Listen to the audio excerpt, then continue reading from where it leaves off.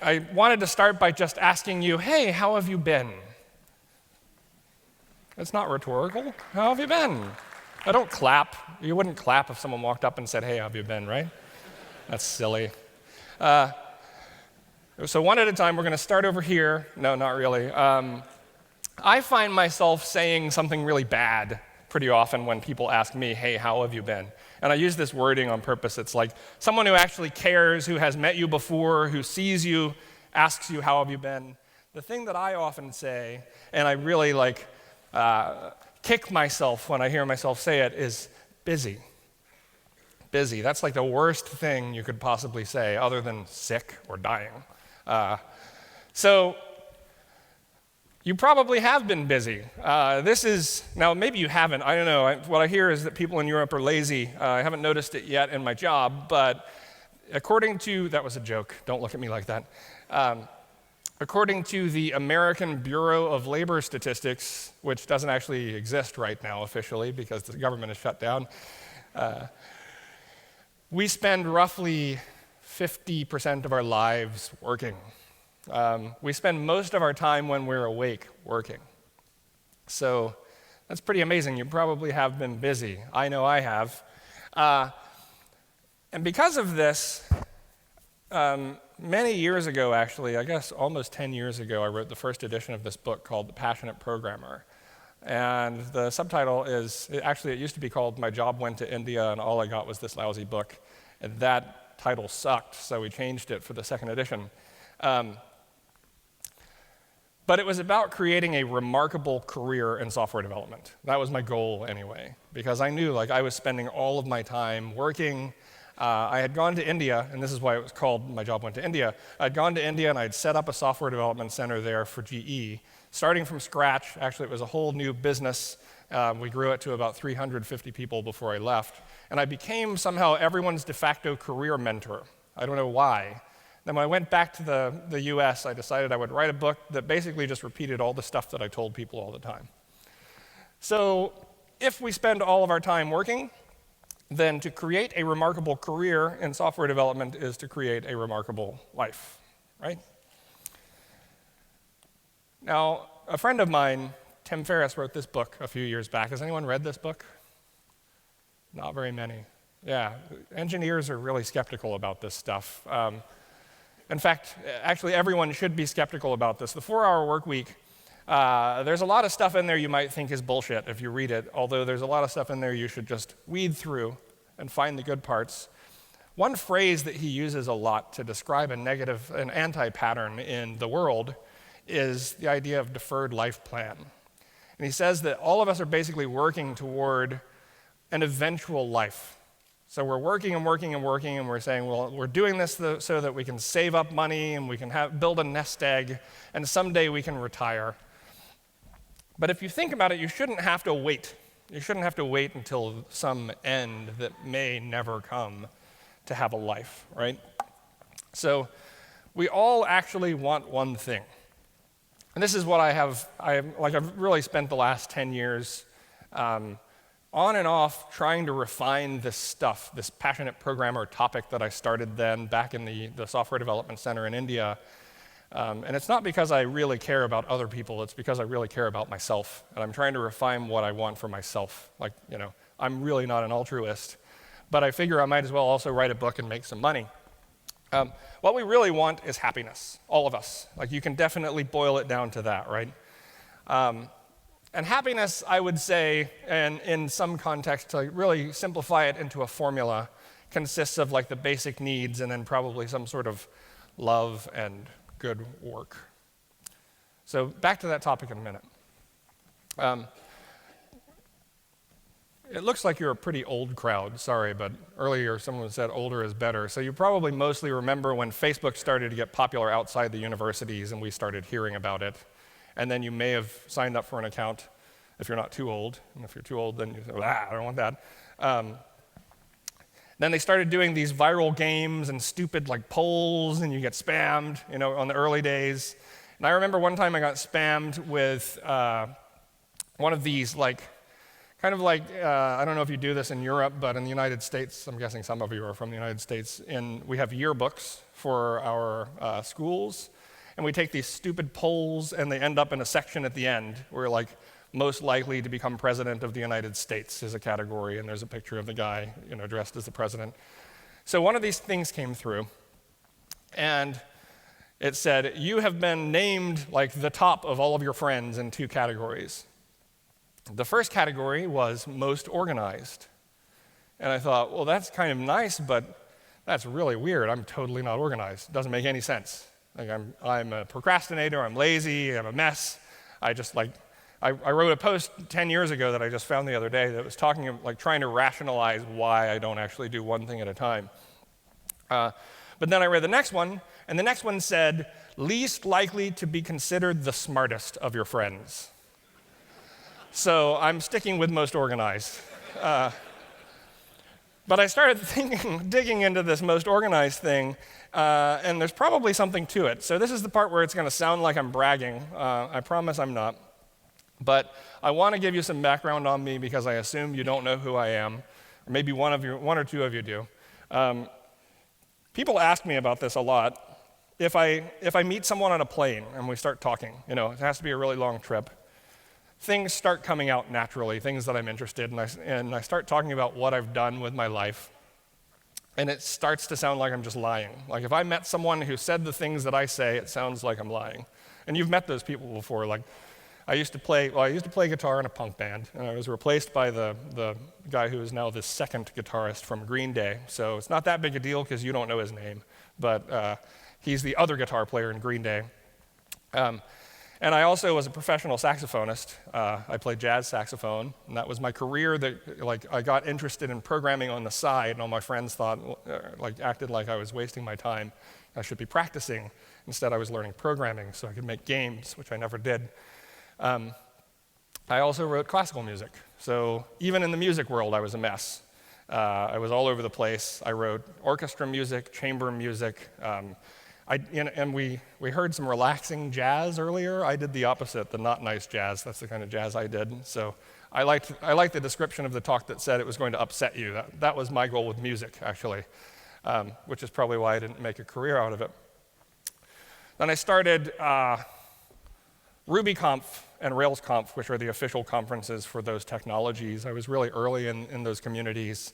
I'm a co-author of the Pickaxe book, which is the kind of Bible on Ruby. Let's see, what else have I done? I've written some books, like Passionate Programmer. I went through a period of extreme weight loss, so if you saw me when I was here last time, you probably don't recognize me, but I may show you a picture, I'm not sure. And because of that, I was written about in a New York Times bestseller called The 4-Hour Body, hence the Tim Ferriss reference. This is where it starts sounding like real bullshit. I was the translator for a Tibetan monk. He lived in our house for some time. I'm not a Buddhist, but we actually set up the Dharma teachings every week and would do counseling sessions, and I would speak Hindi and Tibetan with the monk and translate, when people came for counseling, if their loved ones were dying, that sort of thing. I said I started a software development center in India. I've lived all over the place, traveled all over the world. I was senior vice president of one of the largest or the fastest growing companies in history. Until recently, I've been CTO of multiple startups, including Six Wonderkinder, where I am now, done distance running. I'm standing here talking to you today. And I'm completely unorganized and a mess, and definitely not the person that people would consider to be the smartest of their friends. So Facebook established that for me. And I didn't say all that to brag, but I said it because I want you to get a picture of what I mean by remarkable career and how it leads to remarkable life. So just as a quick point of reference, this is me in the redwood forest in California. And it was a part of a 3-month trip that I did a few years ago.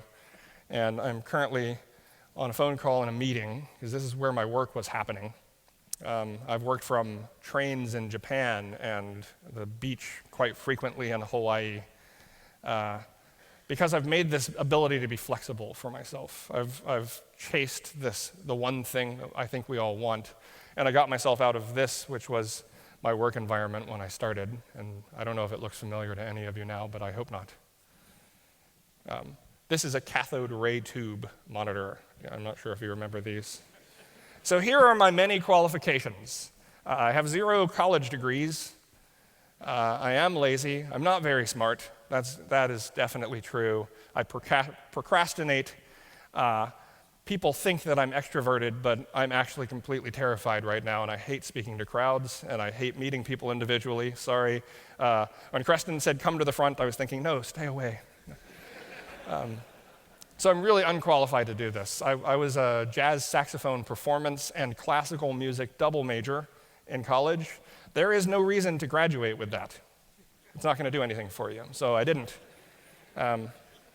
So anyway, I wrote this book, Passionate Programmer, and what I'm going to do is not go through the book, because you could read that, and that would be boring, but I'll just quickly give you the nutshell idea of it, and then the way I've taken my thinking forward in years since I wrote the book. So the thing that I noticed with a lot of software developers is that they would forget that they were actually doing business. That's the most frustrating thing. I still see this today with every team I work with. And so I decided that I would put forth a metaphor that was like, you are a product, or you could say you're a service, or you are a company, whatever it is. And even if you're not an entrepreneur, if you're working for a company, it's actually true. You have this long-running product that you've created, which is you, and the services that you provide to the world. And so if you think of it that way, you can break it down into these kind of steps. This is like a really coarse-grained view of how you... Lost myself. I'm back. Okay, cool. All right. So you would really intentionally choose the market you're going to go into. If you start a business, you're not going to just say, well, we'll sell something, right? Like, let's found the company now. We're going to sell something. You would be really careful about what you get into. And I found that a lot of programmers don't do this. They just go with whatever direction that their company is going. Like, they don't actually get to choose what they're going to learn, they say. But I advocate even choosing which domain you go into and really caring about that stuff, like thinking of yourself as a person that's doing business and providing a service. And then you invest in the product. That is investment in yourself, and I'll talk a bit about that.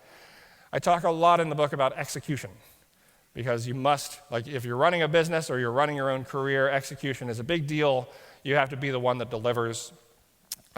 Marketing is something that people, especially programmers, think of as a dirty word, but it's actually really important. I'm going to give you some advice there, and then the idea of just refreshing your product life cycle. So you can think of it as a loop. Apologies for the Ruby. I know that's really old-fashioned now. Are any of you full-time Ruby programmers? Have any of you ever? Wow, 0? Scream if you are. 1. That was not screaming. You're not even proud. So have you been Ruby programmers and you're over it, or you never got there? Yeah, I know you're over it. I'm going to build my own language so I don't have to use Ruby anymore. Anyway, you can all read Ruby. That's why we love it. You obviously love it. So think of it as a loop, right? Or you could think of it as a loop like this. This one's harder to read because it doesn't use the actor model of concurrency. So forgive me for that, and it's probably buggy. But you get the idea. It's a cycle. I'll give you a moment. Are you Java programmers? What do you do? Yeah, Java. Clojure? Erlang? Scala? Wow. No Scala? Amazing. All right, sorry for the digression. So that business thing, that resonated with me, and it worked, and it was kind of like just slapping people in the face with something that I felt like they needed to know and they needed to understand. But hey, we're programmers. The other problem with my metaphor in The Passionate Programmer, like I find The Passionate Programmer to be frustrating, and I hope that you all read it so you can be frustrated too. The frustration is the same frustration I felt in the early days of Agile, when all of the methodologies that were not extreme programming came along and didn't tell me what to do when I got to work. So, and that's not actually a problem, because everyone says, well, you can put XP in Scrum or whatever. But I started thinking about like what could be more prescriptive, and how can we get more nuts and bolts, and how do we know we're doing the right thing? How can we turn this whole process of developing our careers and our lives into a system and even maybe automate it. Like, we're programmers. This is how we like to behave, right? We know how to work on a complex system. So if you can turn this into a system, we know how to deal with this. We know how to conceptualize it. Maybe it's a better metaphor. So we know how to work on a complex system. Well, it turns out that you are a complex system. You yourself and all the things that you want, you can break it down like that. And each important piece of what you're trying to do is like a subsystem. Your career is a complex system. Your health, your personal relationships. So as engineers, we can approach these problems. We know how to manage complexity. We know how to create abstractions and implement stuff, like actually do things. We know how to measure stuff, and we know the importance of measuring things that are important. We know how to change things carefully, things that should not be changed even, or that we're afraid of changing. We know how to do that. And we know that we should anticipate failure, and we should prepare for it. We know how to organize things, and we know how to argue passionately, maybe too passionately. And we really care about things. Like, here you are sitting through lectures, basically, at 9 in the morning, which is like an ungodly hour for me, I have to say. So I want to tell you some more tips that aren't in the book, because I'm still trying to get this right. So maybe it's not going to be helpful for you. We'll see. It'll certainly be helpful for me, and that's who I care about here. So, is the smartest person the best person? I used to think this would be the case. I was a hiring manager, way earlier than I should have been, and I sought out the smartest people I could possibly find, and I learned the unpleasant lesson pretty early that the smartest ones often are the worst ones. And I say that as someone who is not the smartest one, so you can't really trust me when I say it. However, what I have learned is that those of us who aren't gifted in this way of just being like the most brilliant programmer ever, we have to make a system so that we can be consistently delivering. And when I learned this, it was an empowering thing for me. And I've applied it now in many different ways. So the best metaphor I found for this was this book, Haruki Murakami's What I Talk About When I Talk About Running. Haruki Murakami is a fabulous novelist from Japan, but this is a memoir book, and he writes about weight loss and how annoyed he is with his wife, because his wife never gets fat. She can eat whatever she wants, and she's just always thin, and to him, looks good. He, on the other hand, has to run marathons and has to control his diet. He's like me, I'm afraid. And he said for years he was really frustrated by this, until he realized that people who don't have to be healthy to look good are actually at a disadvantage in the long run. Because people who naturally are thin don't have the indicator, the visible indicator that their body gives them that says, you're doing bad things. They don't have to. Their clothes always fit. It's okay. And so what they do is actually live unhealthy lives as a result. Those of us who get fat, we either look terrible and feel really bad about ourselves because our clothes don't fit, or we have to spend a lot of money continuing to upgrade the sizes, or we make a system, because you can't do it without a system. We make a system to check ourselves and to actually do the right thing. So this is true in software development too. The ones that are just kind of okay but really, really care, those are the ones that put forth a system so that they can consistently deliver. So you don't have to be the smartest one. Now, what do I mean when I say how to be accomplished? Like, what is accomplishment? Well, I think probably you can define it by dividing it into 3 things that actually still use the word accomplish. So sorry about that. I think when we think about accomplishment, we think actually accomplishing things. We think feeling like we have accomplished things, and then being perceived as if we have accomplished things. So I'm going to talk about each one of these. I'm going to start the actual kind of program with some ideas about how to prioritize. Because for me, that's a big part of what has made me capable of achieving what I have, given how little I had going for me to start with. So the first thing I always do, I should actually make myself like a calendar reminder for it, because sometimes I forget, is to always ask myself with a new venture, why am I doing this thing? Whether it's a business thing, a career thing, a life thing. It sounds stupid, it sounds obvious, but I would guess that most of you actually don't do this often enough. Like you're continuing the thing you're doing, you should occasionally just ask yourself why you're doing it. Now, you're in a job, sure, I'm doing it because I get a paycheck. That's not what I mean. Like, is there some strategic value in the thing that you're doing? An example of this for me, I wrote this book, Rails Recipes, the first edition was 2006, and I was actually in a job that was really taking all of my time. It was the early days of Rails when the kind of explosion was just taking off, and the job was going okay. I was paid better than I had ever been before. I worked with smart people. It was good. There was no reason to leave it. But I asked myself, what am I doing? Why am I doing this? And I realized that although I was enjoying it, there was an opportunity cost to staying there. I could actually write this book. I was one of the early people that spoke English and did Ruby, English as opposed to Japanese, because it was just breaking out of Japan.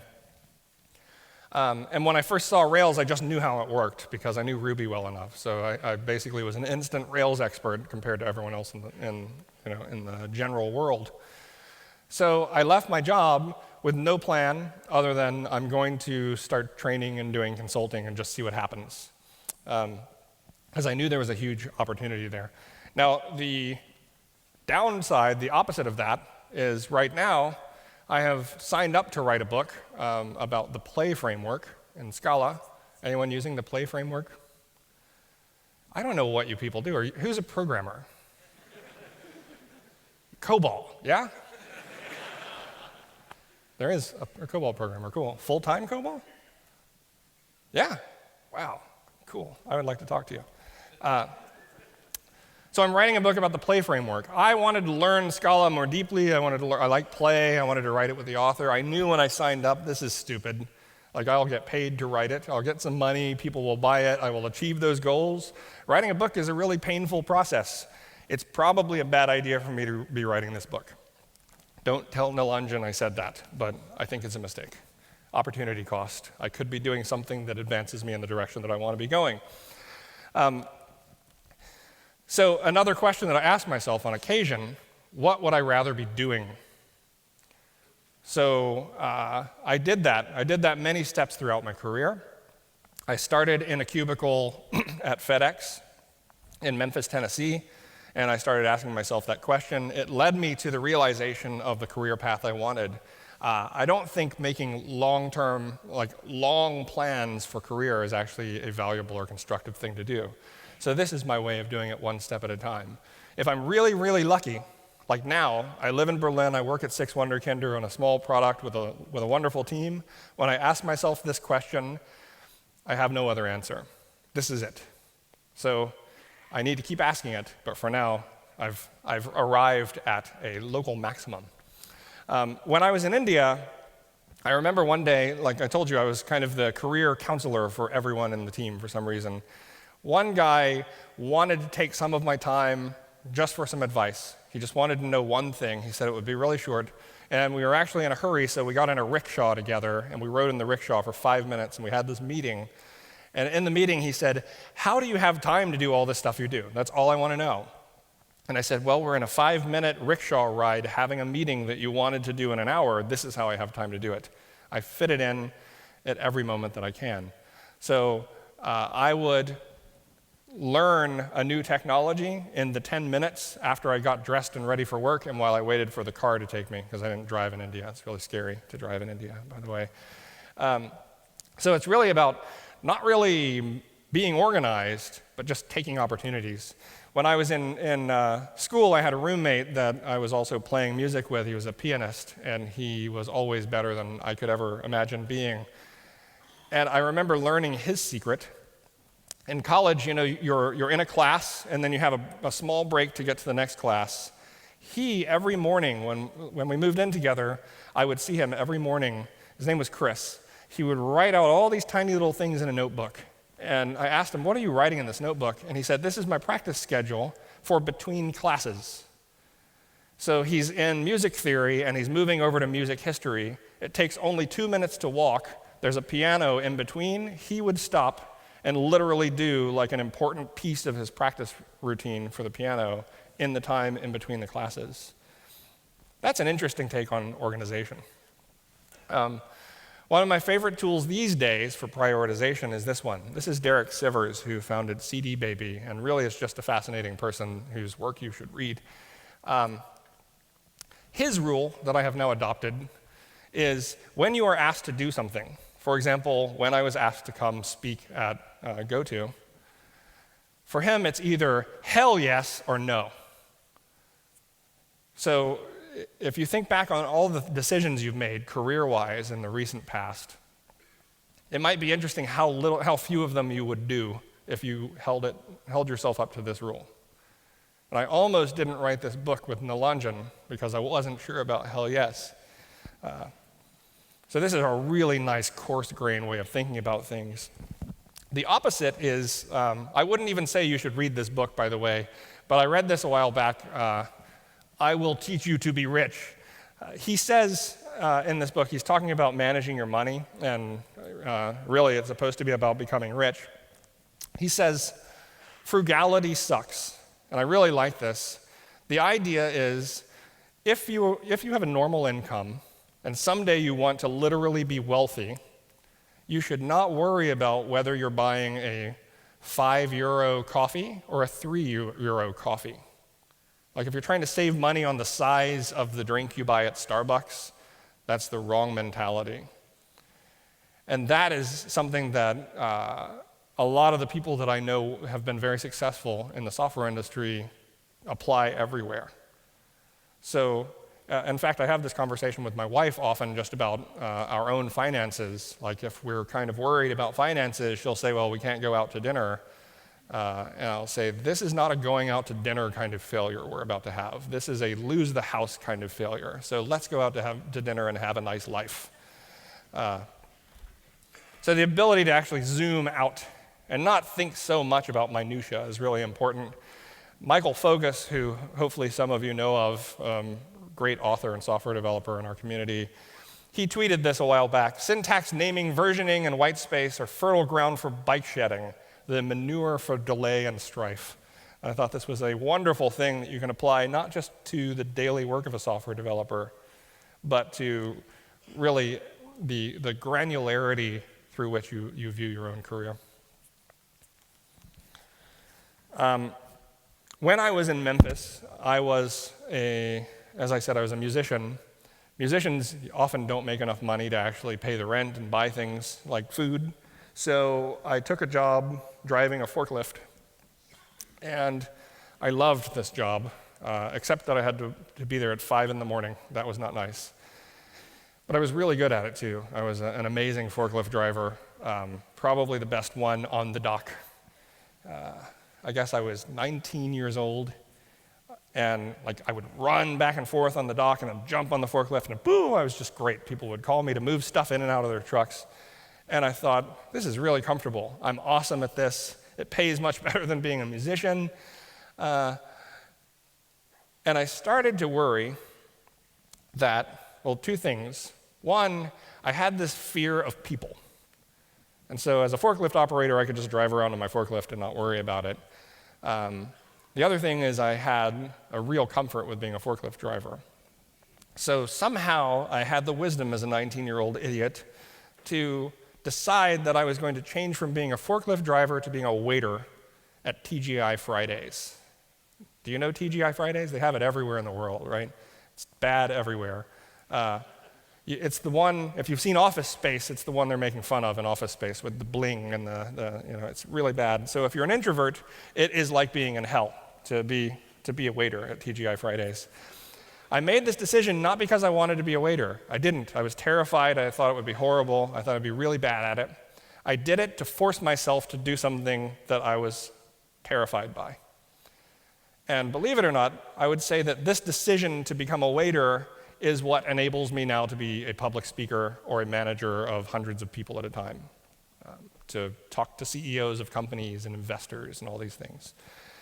And I was really, really bad. My fears were well-founded. I actually made negative money some nights because the way waiting tables works in the US is you're paid by tips. And if you don't get tips, you still have to give the rest of the staff some percentage.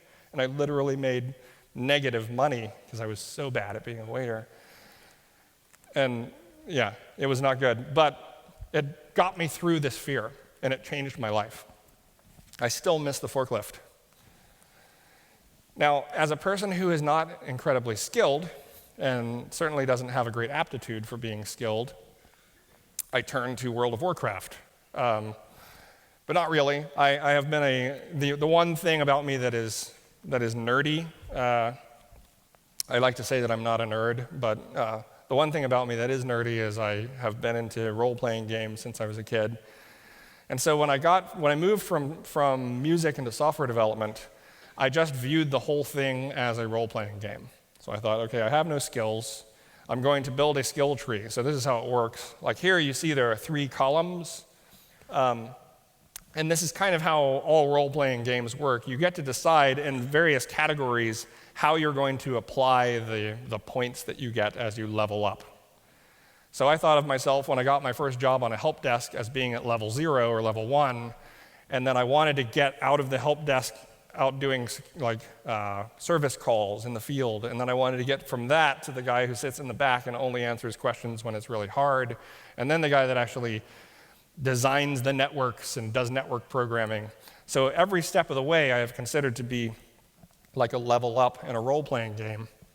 And I was actually given, while I was level 1, there was like a quest master, his name was Ken, and he had a little golden question mark over his head, and I went to him and I clicked on him and he said, learn these 3 things: Novell networking, or Novell netware, so that's how old I am, you know now, a Unix, because back then it wasn't Linux, it was a Unix of some sort, and what was the last one? Oh, a scripting language, and he recommended Perl.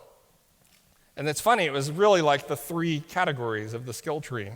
And so I did those things, and then I said, what next, Ken? And he said, well, here are your options. And they were little lit up things like this. And I just built my tree all the way up. I've since won this game. I'm done with this one, and I've moved on to different ones. As a musician, which I did professionally, I was doing like blues clubs in Memphis. My first trips to Europe were touring with bands. Some musicians sound like they're practicing on stage. Most of them don't. And if they did, you would be offended, and you probably wouldn't want to come back and listen to them again, right? It's funny, though, how much as software developers we practice on stage. Like, how much time do you really spend practicing your craft before you go perform it? Your work is the performance. So this is something that I took very seriously from the music world into the software world, and probably allowed me to become a better programmer than I otherwise could have been. Has anyone heard of code kata, that idea? Yeah, so that was originally coined by Dave Thomas, not the Dave Thomas that's here, but the other one that isn't the founder of Wendy's. And we were actually batting around ideas back in the early 2000s, playing around with like different ways to practice programming, and kind of came up with this concept of practicing together. Now, I talked about taking advantage of your breaks and taking advantage of your time. Obviously, you should learn all the time, and you should practice, as I said. I would urge you to see how fast you can learn something, though. Like, I don't know about you, but I have a long list of things that I think, I wish I knew that. Like, it's kind of like it builds up over time. You hear about stuff on the internet, and you think I should know about that and that and that. I have started making lists of things and then literally checking them off, like, all right, it's lunch, I just got back, 10 minutes, I'm gonna learn at least enough to be satisfied that I know what this thing is and how it works. So on the plane here, I downloaded a bunch of stuff about GCM for push notifications to Android because it had been bothering me that I didn't know what it was capable of. Now I do, and we're gonna go implement it at work. It was just like 10 minutes of work. So take advantage of those little slices of time. One mistake that I have made repeatedly and I'm trying very hard to stop doing, is that I forget that passion, which I should really be thinking about a lot, since I wrote a book called Passionate Programmer, is a resource. So how many of you are passionate about your careers and your craft right now? So only a few of you. No, I guess most everyone. Passion is a slowly renewable resource. That's the way I think about it. And therefore, it's something, it's not going to completely burn out, probably. Maybe it can, I don't know. I haven't had it happen permanently to me before. But it definitely can burn faster than it can renew. And so like in 2007, I had this job where I just literally burnt myself to the ground, and it took me 3 years to recover. I felt almost physically ill for 3 years as a result. Because when you do work that doesn't replenish the passion, and you do it consistently, you can actually hit the bottom, and it takes a long time to build back up. So in my most effective times, it has been because I've been doing something that I'm passionate about, and I don't allow myself too long a period. So it's not like I'm not going to do that task because I'm not passionate about it, but you need to be in the right situation. And you need to be working on something important. That's that same question of hell yeah or no, and what would you rather be doing, and all these things. Like, what is the most important thing that you should be doing in your job, perhaps? Maybe in your career, maybe in your life? It's too easy to avoid it and do the easy things. Like, it's really easy to just work on something, but you're not actually pushing it forward. I do it all the time. There are days when I just go and I grind away at work, and at the end, I don't really know what I accomplished, but I was certainly productive, right, doing something. One way to make sure you're always evolving and changing something versus just working on it is to seek out the broken windows. This concept was popularized in our industry in the Pragmatic Programmer book, but it's an old idea that if there is a broken window in a building, it is statistically more likely that it will then get more broken windows and vandalism get broken into. So if you want to keep your buildings clean or your streets clean or your life clean or your code clean, you have to just militantly remove these broken windows, these messes, these little things that you see and you go, blah. Because otherwise, if you already have a mess, you can throw a mess into it. And that's kind of the human mentality. An example of a broken window for me, this is me in 2007 when I weighed 100 pounds more than I do now. And I reached a point where I realized that I had this one broken window that I was just ignoring. So some of you are going, oh, I know you. Yeah, I remember you. I had this one broken window that I was ignoring, which I was a speaker and an author and really successful in software. I had a wonderful wife and family and everything else. But I always had this one gap that I just said, I allowed myself to believe was permanent and intrinsic, which is you are an unhealthy person. But I had this otherwise complete picture of what I wanted to be, not perfect, obviously, but something I was happy with. But I allowed myself to be partially complete and just to ignore this broken window. So I fixed it. Now I'm slowly breaking the window again with Schnitzel in Berlin, but I will fix that soon. One way that you can do a lot of this stuff, perhaps it's the number one advantage that I have gained for myself, is to be really careful about who you're associating with and who you're working with. So this is Pat Metheny, the guitarist. Not really my favorite guitarist, but he had this piece of advice that he gave to young jazz musicians that was really valuable, and it is, always be the worst guy in the band you're in. And of course he meant man or woman in the band you're in. But the idea is that when you play with people that are all better than you, they bring you up. And when you play with people who are not as good as you, they bring you down. As a musician, I totally know this is true. I was in Beale Street in Memphis playing blues with the worst guys that I could imagine, and I got lazy and sloppy, and I always sounded better than them, so I didn't need to work. But then I remember the first time I played with a guy who became my mentor, Charles Thomas, who was a somewhat famous and influential jazz musician in the Memphis area. I was a kid, and I went up on stage with him, and I was terrified. We started playing, and we played Take the A Train by Duke Ellington. And I started improvising, because that's what you do in jazz. And I looked over at him, and he smiled at me. And we traded this thing back and forth, and I realized that we're actually communicating musically. But not only that, the audience can't tell that we don't belong together. They can't tell that he's a legend and I'm an idiot that's just trying to learn from him. And I listened back to the recording, and I couldn't tell either. Certainly I wasn't as good as him. I wasn't trying to trick myself, but it brought me up a level, and it set a new expectation for myself. I did the same thing in the early 2000s. I went to Object Mentor's Extreme Programming Immersion course, which used to be the place to go learn about agile methodologies. It was intense. Kent Beck was there, Ron Jeffries, a bunch of really great people. Martin Fowler came. And after the course, on the way home, I told my friend that went with me, I have to become one of these guys, because I cannot stand the idea that I'm not going to spend next week with these people, because I feel so much smarter just being around them.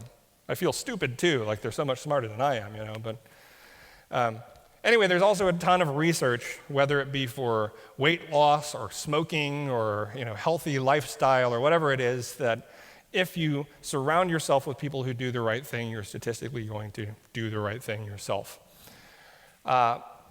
Another rule that I set for myself just a few years ago, I was in the car with my wife, and we were listening to bluegrass music on the radio, and I said, I've always wanted to learn banjo. And she actually said, okay, we're going to go get you a banjo. So we went to a music shop, and she bought a banjo, because she said, you shouldn't say I've always wanted to do something and not just do it. So we got the banjo, and right there in the shop signed up for lessons. And after 3 lessons, I could play banjo like a person who plays banjo badly. I was like, wow, 3 lessons. And really, I recorded myself. I played Foggy Mountain Breakdown, which you probably don't know what that is, but if you were from the hills of Tennessee, you would. And I thought, wow, this is amazing. And then I put the banjo in storage and never touched it again. But okay, quickly, how do you become the most organized person? So I never give a presentation without showing you this book, The E-Myth Revisited. I'm not joking. It's a worse title than My Job Went to India, amazingly. But it is a fabulous book. Oh, and it's actually really hard to read because there's this ugly dialogue style. It's a book about how to run a business, really. They talk about it being about why small businesses fail.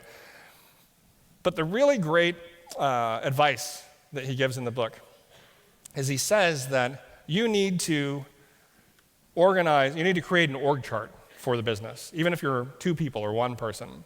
And the reason is you're creating a system. And this is what I was talking about earlier, right, with creating a system.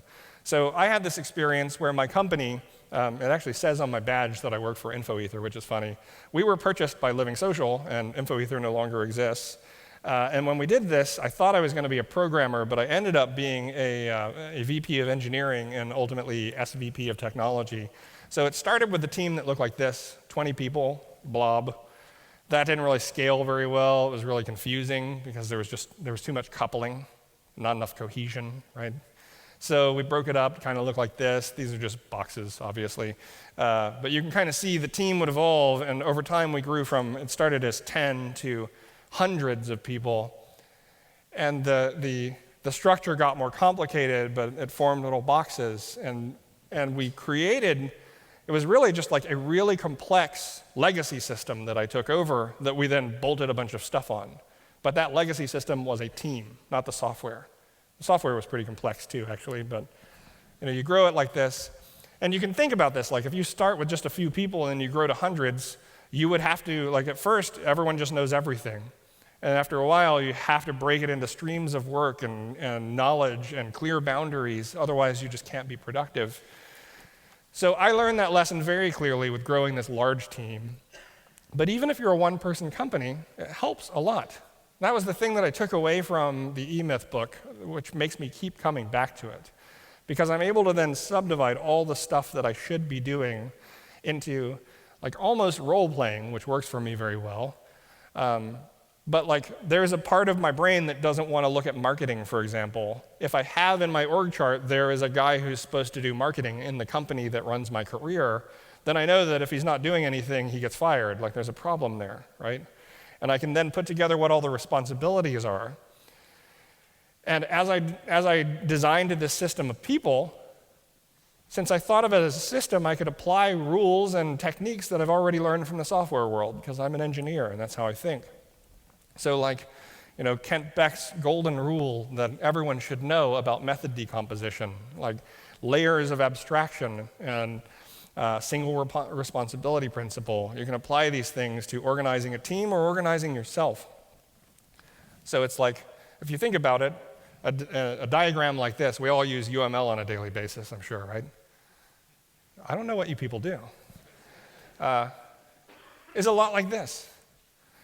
So I actually now think a lot in terms of this. This is actually how I ran my job at Living Social, because I got overwhelmed at one point. And I thought, what the hell am I supposed to be doing? And I stepped back and thought, oh, org chart, I'm going to make one for myself. Like, what's the executive office of Chad at Living Social? This is what it looks like. So a few more things before I run out of time. I advise you to stop doing projects. So the word project is a design smell or a code smell or a life smell. If you have to turn something into a project, it means that you're giving yourself permission to make it take a long time and be inefficient. Just do it. Don't make a project out of it. I believe in incremental improvement because it's really hard to make big improvements.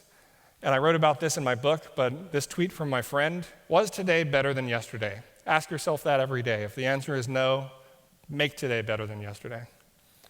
Do not measure the process, whatever the process may be. I hate this in the agile world.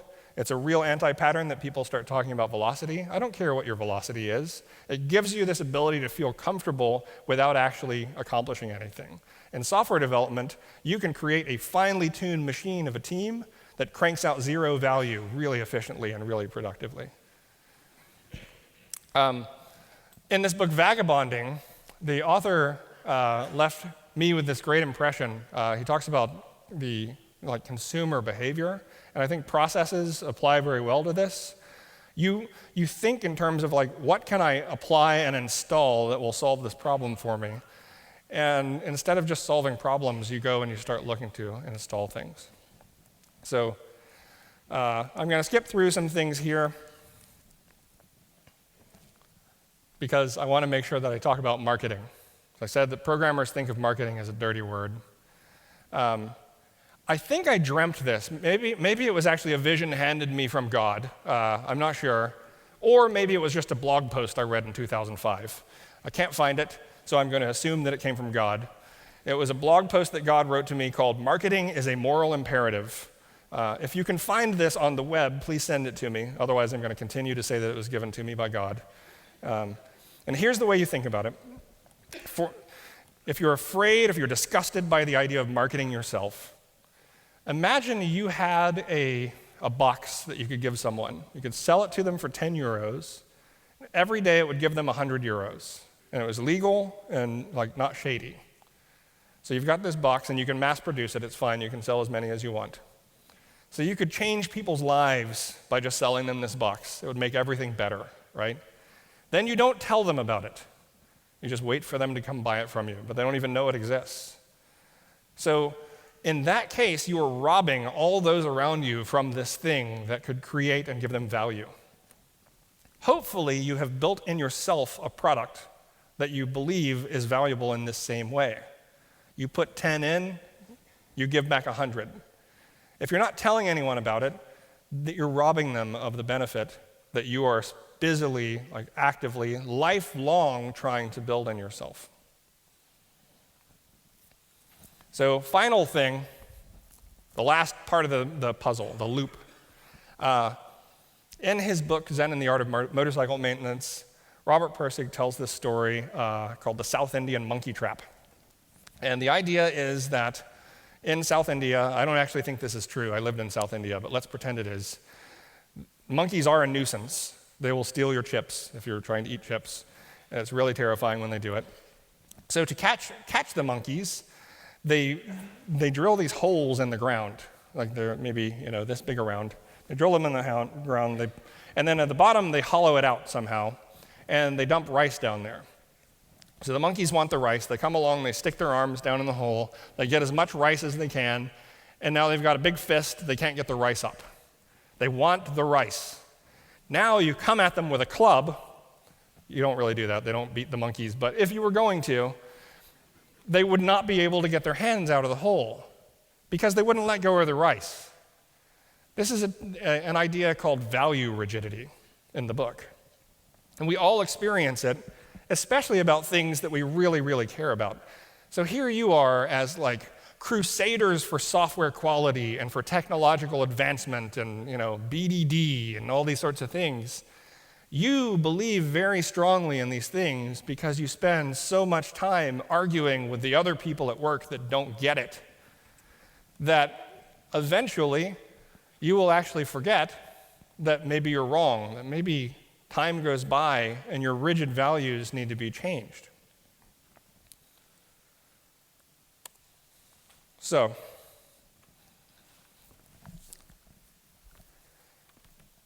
finally, this slide shows something interesting. This is actually a very recent, like this month or now last month, thing that was published by The Economist. This is hours worked versus GDP of participating countries around the world in the OECD, which is Organization for Economic Cooperation and Development or something like that. So GDP on the left, the y-axis, hours worked on the right.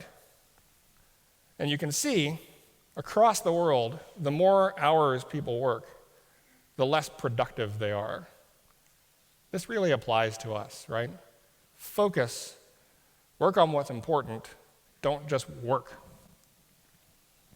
And remember that although I've been telling you about how to get, like how to level up, and that's how I clearly think about it myself, that this deferred life plan thing will happen to you unless you realize that you're already in it. You're already in life. So eventually you have to realize that there is no more leveling up. Like I said, I won the game that I was playing. It's because I realized that playing is the thing that I should be doing and having a good time. So thank you very much, and have a lovely day.